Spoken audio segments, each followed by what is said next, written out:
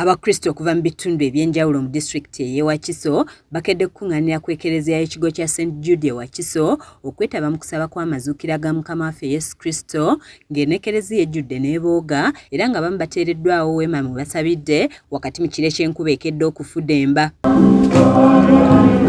Misa ekulembeddwa mu bwana mukulu w'ekigo kino Reverend Father Ronnie Mubiru wakati mu kukooloobya ennyimba ez'amazuukira ga Mukama waffe. Okubanga Kristo Pasika yaffe n'atambiddwa. Bw'abadde abuulira, Father Mubiru asomesezza abakkiriza ku makulu g'amazuukira ga Kristo n'ategeeza nti buno buwanguzi eri abakkiriza. Era tukakasa nti Yesu yazuukira. Okuzuukira era kitegeeza buwanguzi. Yenyamidde ku bikolobero ebigenda mu maaso mu ggwanga nga wano wasinzidde n'asaba abakkiriza okudda eri Katonda n'abakalaatira n'okufaayo ennyo mu kukulaakulanya amasinzizo. Yesu azuukiridde mu mbeera y'obwavu, mulaba domestic violence oba obutabanguko mu maka.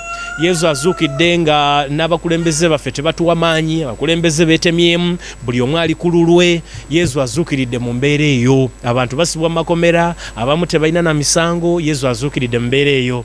Naddala wano ku St. Jude Parish Wakiso era tusaba tubeere wamu, tubeere kimu nga tuzimbira Omukama ekiggwa ekinaamuweesa ekitiibwa.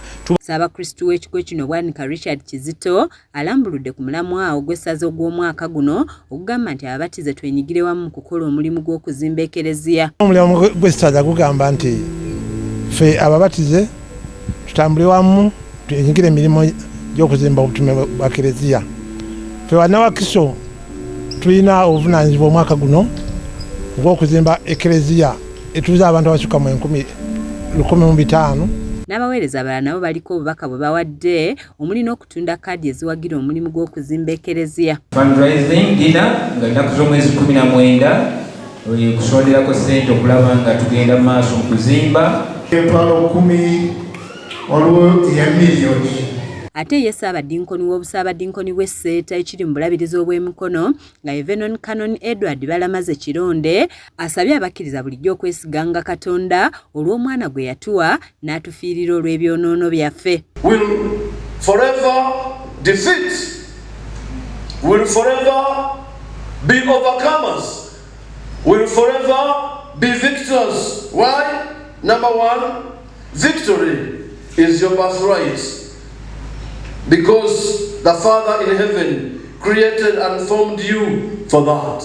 Ono asomesezza abakkiriza bulijjo obutaterebuka mu kusoomozebwa kwe bayitamu mu bulamu kuba kino kiyinza okubajja ku Katonda wabula bajjukire nti okuzuukira kwa Yesu mutango munene gye tuli. This day brings to us the full package of our victory over every kind of that battle, every kind of war that is against us. The attack on us, beloved, the attack on our families, the attack on our health, on our finances, think about our relationships, the attack on our businesses may never be, and sometimes may be intense. Kiza Peter ne Sekanja Komatiya be bakusakidde eggulire lino ku Wakiso TV agaleero.